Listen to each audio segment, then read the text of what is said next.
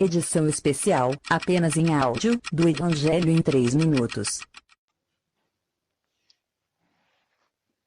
Essa semana era quase hora de dormir, e aí eu abri a geladeira com aquela coisa de eu tô com vontade de comer não sei o que, né? Que dá às vezes à noite.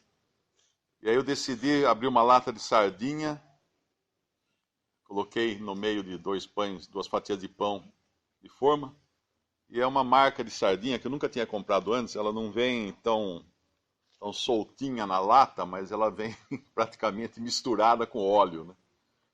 E aí eu comi aquela sardinha, aquele sanduíche, e não deu muito tempo, ela estava começando a conversar comigo. Eu acho que todo mundo aqui já teve náusea, já teve ânsia de vômito. Mulheres, principalmente, quando estão grávidas, elas têm muito disso, algumas delas têm muita náusea, muita ânsia.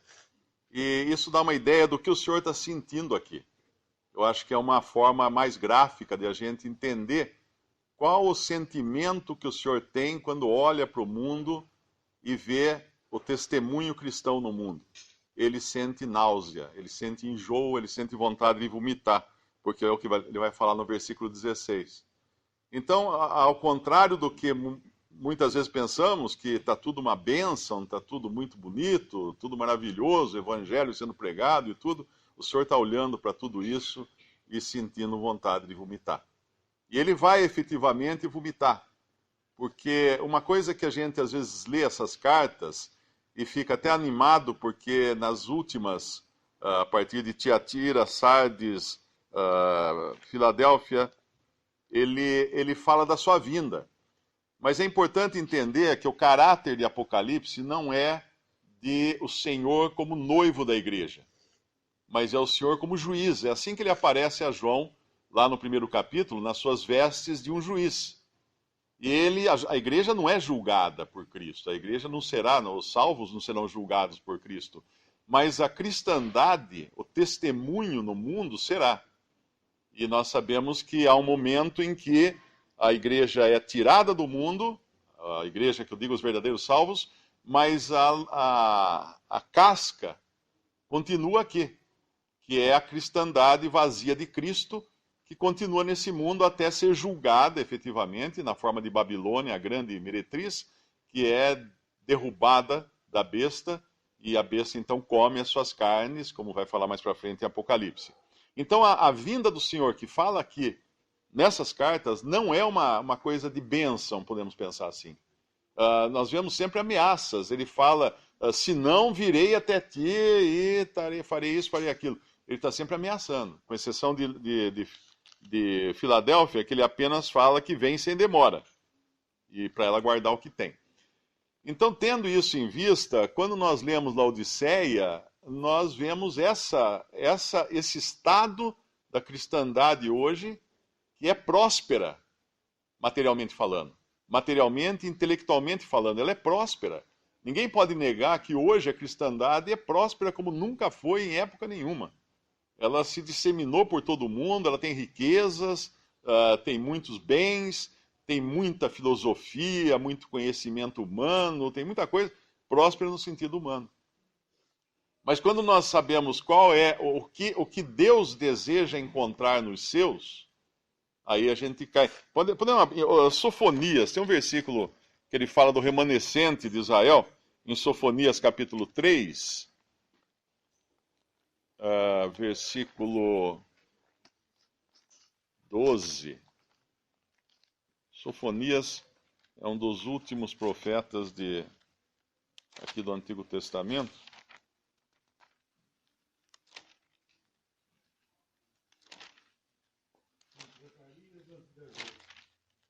Antes de Ageu. Sofonias capítulo 3, versículo 12. Mas deixarei no meio de ti um povo humilde e pobre, e eles confiarão no nome do Senhor. Aí vai continuar: o remanescente de Israel não cometerá iniquidade, nem proferirá mentira, etc. Um povo humilde e pobre.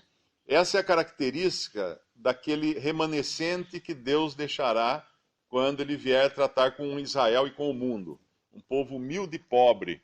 Portanto, no que diz respeito à igreja, não poderia ser diferente, ainda que para Israel a prova de bênção era sempre prosperidade no Antigo Testamento. Mas ainda assim, em tempos de aflição, Deus vai deixar aqui um povo humilde e pobre.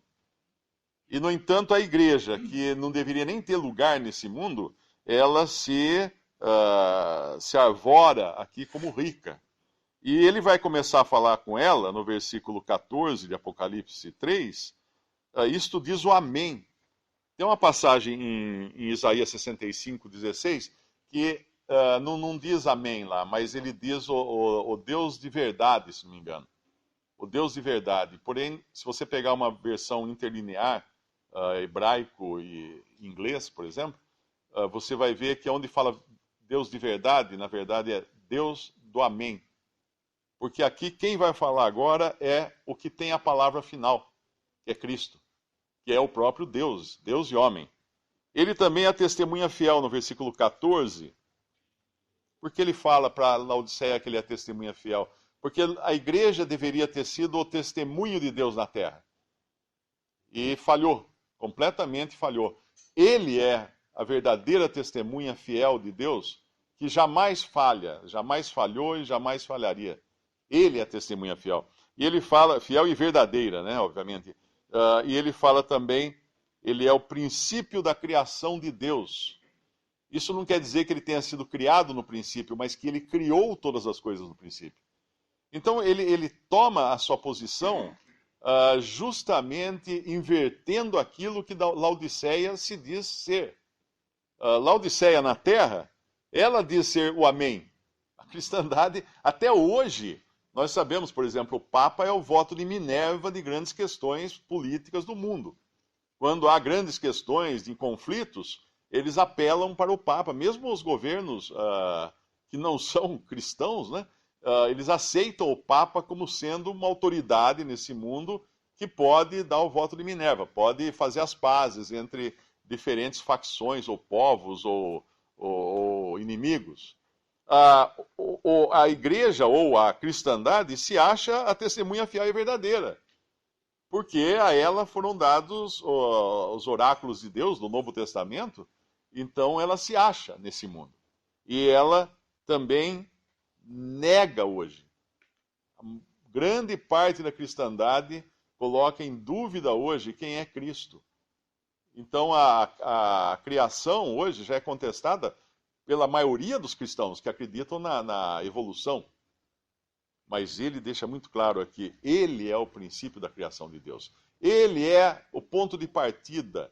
Ele que deu o ponto de partida, deu início, apertou o botão, por assim dizer, da criação de Deus. Ele criou todas as coisas. Todas as coisas foram criadas por ele, sem ele, nada do que foi criado se fez. Uma vez, alguém me escreveu, falando desse versículo, de outros também, querendo contestar que Cristo seja Deus, ou que ele, querendo dizer que ele foi criado. E o que eu respondi foi o seguinte, então nós temos aqui um problema, porque em João capítulo 1 fala que todas as coisas foram criadas por ele, e sem ele nada do que foi feito se fez.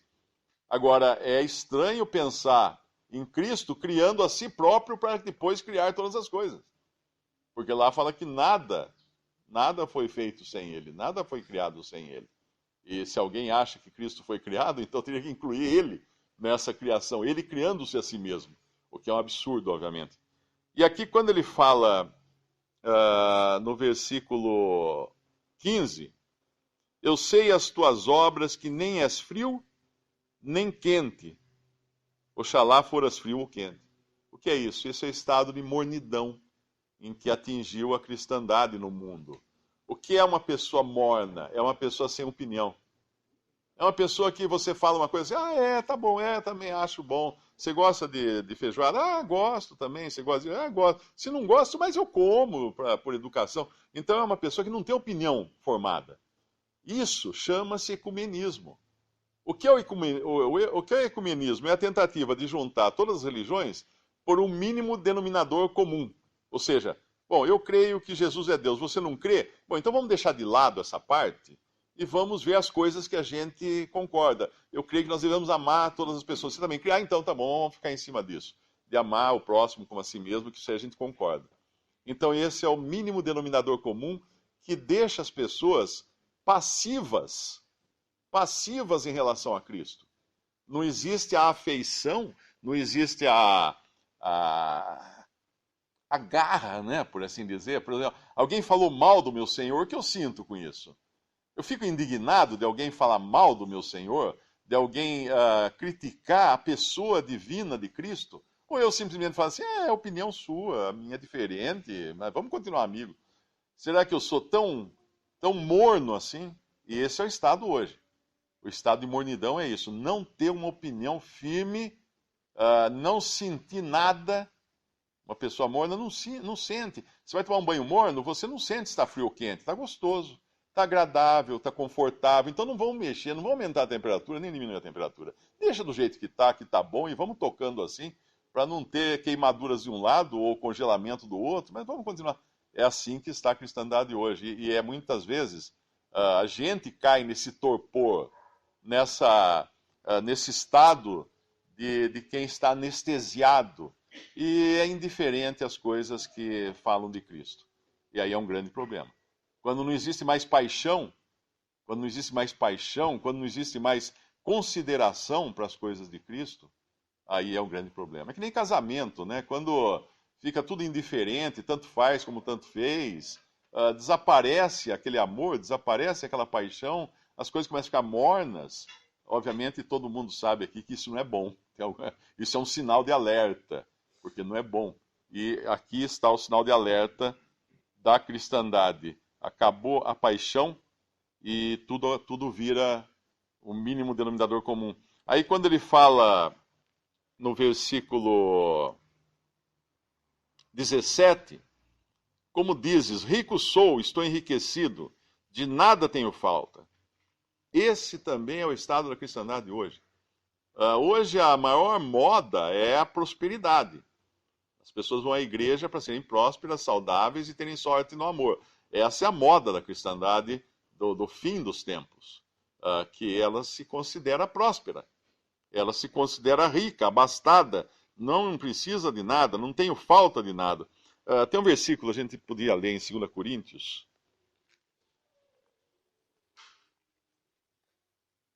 2 Coríntios, capítulo 10.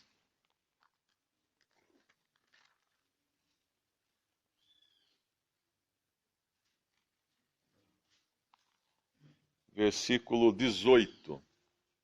Perdão. Versículo 18.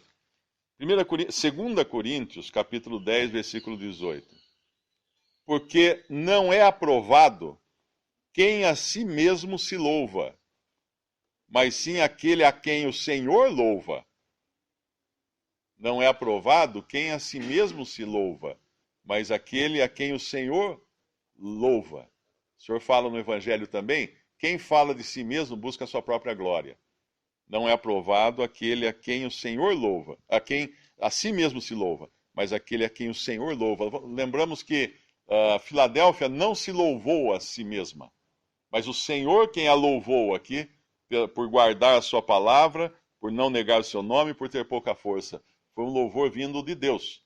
E aqui, o que nós temos? Laodiceia se louvando a si mesma, como fazia aquele homem no templo, dizendo, eu não sou como aquele publicano.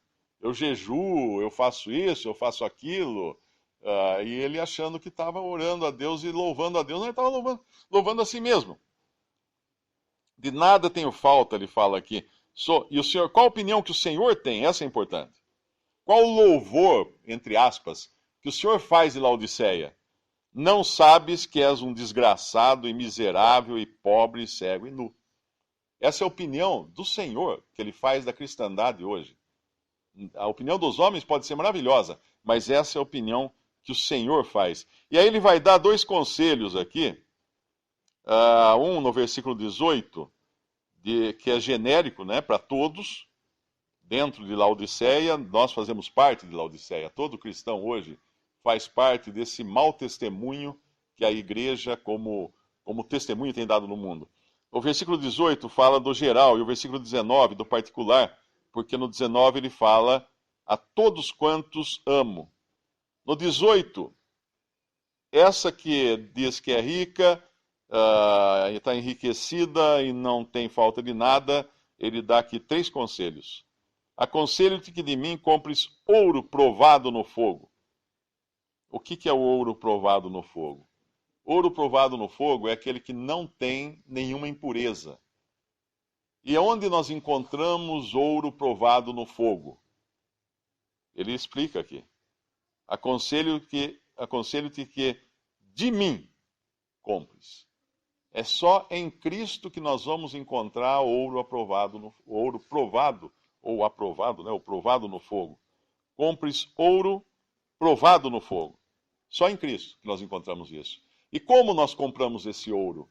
Lá em Isaías fala quem tem sede, quem tem compre sem dinheiro, né? Que ele fala, é Isaías 55, ele fala sem dinheiro, sem preço, é ele que dá.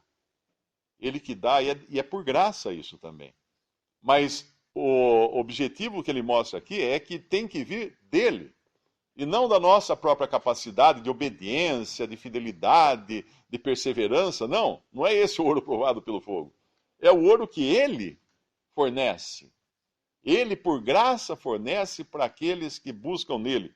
A outra coisa que ele aconselha a comprar aqui, dele também, né, que de mim compres, vestidos brancos.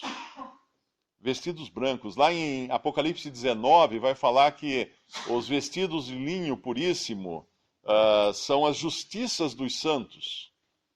Esses são os vestidos que os cristãos deveriam estar vestidos. As justiças dos santos. Que vai falar lá no capítulo 19. E depois mais uma coisa que ele fala aqui. Unjas os teus olhos com colírio para que vejas. O Senhor fala no Evangelho, a janela do corpo são os olhos, acho que é isso, né? Quem tem os olhos simples, alguma coisa assim. Em Lucas capítulo 11. Lucas 11, versículo 34, a candeia do corpo. Não é a janela, a candeia do corpo. A candeia do corpo é o olho. Se, pois, o teu olho, sendo, pois, o teu olho simples, também todo o teu corpo será luminoso. Mas se for mau, também o teu corpo será tenebroso. Essa capacidade de vista que Laodiceia pensa que tem, nada mais é do que trevas. São trevas. A forma que ela enxerga as coisas, ela está na escuridão, está cega. E o Senhor aconselha que ela compre também colírio. E no versículo 19 é que ele vai falar justamente para aqueles a todos quantos amo. Sê, pois, zeloso. Ele repreende e castiga, e nós devemos sempre aceitar quando vem repreensão, quando vem disciplina de Deus. Sê, pois, zeloso, arrepende-te. E aí ele vem com aquela... com essa exortação aqui no versículo 20. Eis que estou à porta. Às vezes a gente toma esse à porta como a proximidade da vinda do Senhor, porque nós temos uma expressão assim no português, acho que também no inglês, né? Que alguém está à porta, quer dizer, está quase entrando, está quase chegando ali, chegou já. Mas talvez aqui seja um pouco diferente a tradução disso, porque lá na carta aos Efésios, ele fala que ele é aquele que anda no meio dos candeeiros. Ou seja, ele está totalmente dentro. Ele está dentro. E nós sabemos que Éfeso perdeu depois o primeiro amor, né? Ele vai falar ali também na primeira carta à igreja de Éfeso. Mas ainda assim, no começo da igreja, o Senhor estava dentro do testemunho cristão na terra. Ele andava no meio dos candeeiros. Os candeeiros nos falam da luz de testemunho. Mas agora ele está fora. O que fizeram com Cristo? Expulsaram Cristo do testemunho cristão. Hoje, a maior parte das pregações que você escuta por aí, quando não é de prosperidade nas igrejas neopentecostais, vai ser filosofia e psicologia humana nas igrejas mais tradicionais. Vamos falar de casamento, de como criar filhos, de como ter bons relacionamentos, vamos falar de política, como transformar o país no melhor lugar do mundo, como votar em candidatos cristãos e coisas. Tudo isso é pregado hoje dentro das denominações tradicionais, as mais antigas, e a prosperidade que é pregada, fique rico, ganhe dinheiro, fique saudável, compre carro importado, nas neopentecostais. Agora, cadê Cristo? Cristo foi deixado fora, o Senhor Jesus foi expulso da cristandade.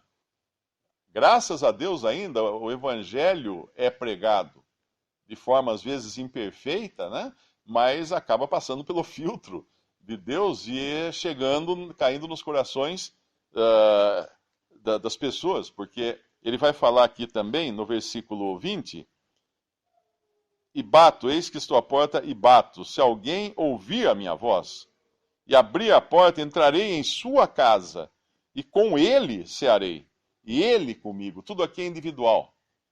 Agora Cristo busca afeição individual nos corações. Ele está batendo, sim, para entrar nos corações, sim, mas individualmente. Porque do ponto de vista coletivo, ele já desistiu da cristandade, ou do testemunho coletivo cristão na terra, porque ele vai vomitar da sua boca esse testemunho aqui na terra. E é claro que daí ele vai falar do ao que vencer, né? E isso é individual também, a exortação no versículo 21, que se sente comigo no meu trono. O que é isso? Identificação com Cristo, onde ele é aceito por Deus Pai. Onde ele está assentado agora à destra da majestade nas alturas. E quem tem ouvidos para ouvir, ouça. Que é o que ele repete em todas as igrejas aqui.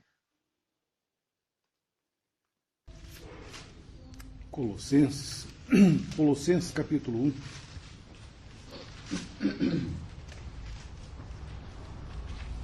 Colossenses 1.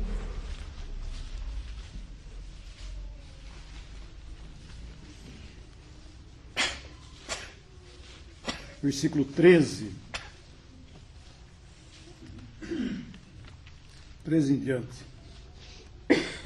Ele nos tirou da potestade das trevas e nos transportou para o reino do Filho do seu amor, em quem temos a redenção pelo seu sangue, a saber, a remissão dos pecados, o qual é a imagem do Deus invisível, o primogênito de toda a criação.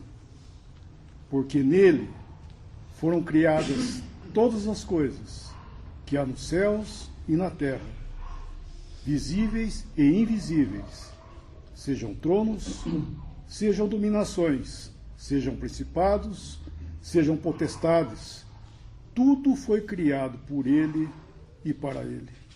E ele é antes de todas as coisas, e todas as coisas subsistem por ele. Aqui, ele está dizendo, porque lá nós vimos lá que ele é o princípio da criação de Deus. Aqui ele está falando, versículo 15, o qual é a imagem do Deus invisível, o primogênito, ou seja, o primeiro de toda a criação de Deus. Aqui ele não está dizendo que ele foi o primeiro criado, até bem claro, porque o versículo seguinte fala que porque nele foram criadas todas as coisas. Ou seja, um dia o Filho, né, de quem fez todas as coisas, o Criador de todas as coisas, ele tomou lugar na criação. E quando ele tomou lugar na criação, ele não podia ser menos do que isso, do que o primogênito de toda a criação. Então é isso que quando a palavra fala que ele é o princípio, o primogênito da criação, não é porque ele foi o primeiro criado, porque um dia o Criador tomou lugar na criação. Então quando ele tomou lugar na criação, só ele podia ser isso aí, ele não podia ser outra coisa, o primogênito de toda a criação. É isso que ele está falando aqui. E lá no nosso capítulo de Apocalipse 3 é a mesma coisa. Por isso que ele diz o princípio da criação de Deus. E aqui nessa carta ele está falando de Cristo como o princípio, é que apesar de tudo, né, aqui é o último estado do testemunho, e aqui não tem mais restauração, porque vem vindo a primeira, a segunda, a terceira, a quarta, e o Senhor foi restaurando, né, de uma certa forma, para que não ficasse pior do que estava. Então ele foi restaurando. E aqui na 7ª carta não existe mais restauração. O estado é crítico, né? Nós vemos que não tem mais restauração, não há como mais. E só que todas as coisas do Senhor, elas permanecem como desde o princípio. O Senhor não mudou, apesar de tudo, o Senhor é o meu, o Senhor não mudou. As verdades não mudaram também. Então aquele que o Senhor estabeleceu, permanece. E nós vemos que é tão triste, né, de ver o estado de hoje, que a verdade ela se tornou uma coisa estranha no meio do cristianismo. Aqueles que professam o nome do Senhor, a verdade é uma coisa estranha. Se fala da verdade, é uma coisa estranha. Por quê? Porque chegou a esse ponto tal que não tem mais. E esse senhor o Marco falou de bater a porta, né? O senhor está à porta batendo, não do testemunho aí, mas ele está batendo a porta, chamando individualmente cada um, né? O chamado individual, né?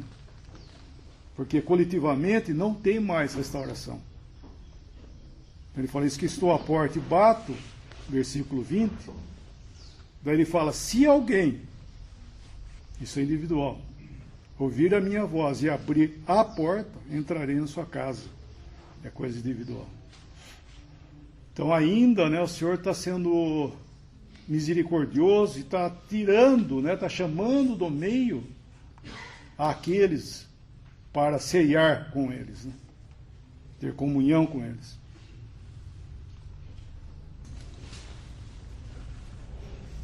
E é interessante que o Senhor faz isso, bate na porta, não desses professos, porque eles não são filhos de Deus. Para que o Senhor possa bater na porta e acontecer isso, e entrar e cear em sua casa, a pessoa precisa ser salva, precisa ser um cristão já. Então nós vemos que palavra de aviso e séria é para cada um de nós, porque às vezes nós podemos, nós mesmos, ou até criar nossos filhos sobre uma cúpula de que eles estando aqui na reunião, por exemplo, ou participando das atividades de uma assembleia, que seja, eles são sinceros para com Deus. E isso é uma coisa muito séria na época em que está sendo dito esses avisos a essa igreja, porque nós vemos que aqui não é falado de nenhum erro doutrinal. Eles não estão sendo exortados ou avisados de que eles estão com erro doutrinal. Não é falado nada disso. Deus vai direto no coração. E é interessante porque quando em Provérbios, lembrando um pouco desse ouro, né? Em Provérbios fala assim, Provérbios 25, tira da prata a escória e sairá vaso para o fundidor. E em Isaías 48, 10, também fala, eu vou ler, não precisam abrir lá. Ele fala assim, eis que te purifiquei, mas não como a prata, provei-te na fornalha da aflição. por amor de mim o farei, porque como seria profanado o meu nome, e a minha glória não a darei a outro. Dá-me ouvidos, ó Jacó, e tu, ó casa de Israel, a quem chamei. Eu sou o mesmo, eu o primeiro e eu também o último. Então nós vemos que essa purificação de metal é interessante porque na minha área, por exemplo, quando eu estudei, nós tínhamos aula de fundição e a gente tinha que derreter o metal. Nessa época a gente usava muito metal para fazer restaurações dos dentes, né? E a gente tinha que aprender a fundir esse metal. E colocava-se o fogo ali, e somente a hora que o metal estava refletindo a imagem de quem estava olhando para ele ali, é que ele estava totalmente pronto para ser jogado e ser feita então a fundição. E é interessante isso, na fundição do metal, o ponto mais alto, e é o ponto onde o metal está totalmente limpo, é que nós podemos ver a imagem ali de alguém, como se fosse um espelho. E é isso a obra de Cristo no coração de cada cristão. Ele quer que nós sejamos atraídos a Ele a tal ponto que estejamos refletindo a própria pessoa dele. Então, é triste ver que a igreja chega nesse ponto, como já foi falado, de desprezar, de não refletir mais a Cristo, ao ponto de Cristo tem que, do lado de fora, bater a porta do coração de cada um. Então, é uma exortação para cada um de nós também, que às vezes pensamos ou nos iludimos que estamos aqui e fazendo a vontade de Deus, agradando a Ele, mas na verdade estamos longe de fazer isso. Então essa exortação é muito pronta, né? É muito precisa na época em que estamos vivendo, para que possamos ser alertados a isso. Porque Ele fez tudo isso não por causa, mas de nada, a não ser por si mesmo. Para a sua própria glória Ele fez. Então que possamos estar atentos, né?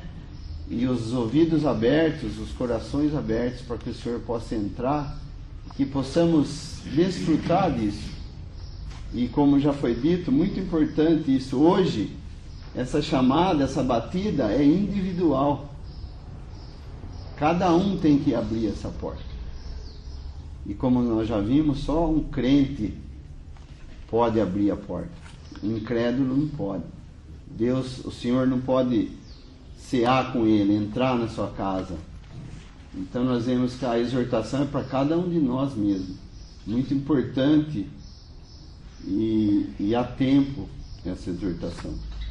E depois nós vemos que ao que vencer, como sempre é falado, lhe concederei que se assente comigo no meu trono, assim como eu venci e me assentei com meu Pai no seu trono. Quem tem ouvidos, ouça o que o Espírito diz às igrejas. Versículo mais, sei que está em cima da hora, mas só mais um versículo em João 9, Evangelho de João 9, no cego de nascença, que foi curado. João 9, versículo 40 e 41. Aqueles dos fariseus que estavam com ele, ouvindo isso, disseram-lhe: também nós somos cegos? Disse-lhe Jesus: se fosseis cego, não teríeis pecado. Mas, como agora dizeis, vemos, por isso o vosso pecado permanece. Se alguém é cego e sabe que está cego, no Senhor tem chance de ver.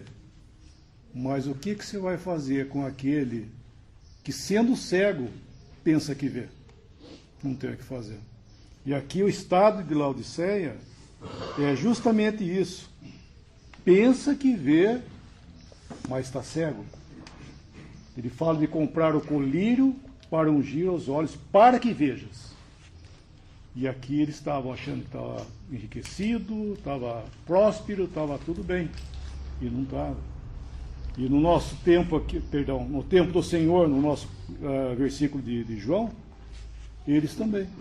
Cegos e achando que estava vendo tudo. Se fossem cegos, não teria esse pecado. Mas agora dizeis, vemos, por isso subsiste o vosso pecado. Ou seja, não tem o que fazer. Aquele que chega no ponto, que pensa que vê e é cego, não tem o que fazer. O Senhor não vai curar. Não tem cura isso aí. É o orgulho, né? Aqui, na verdade, o estado de Laodiceia é o orgulho tomando conta de todas as áreas, né? É orgulho, sendo rico, abastado, não precisa de coisa nenhuma, não precisa de nada. Nem do Senhor.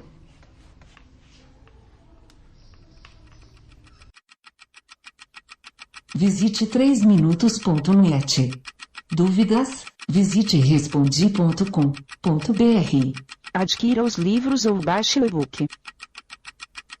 Também para Android e iPhone.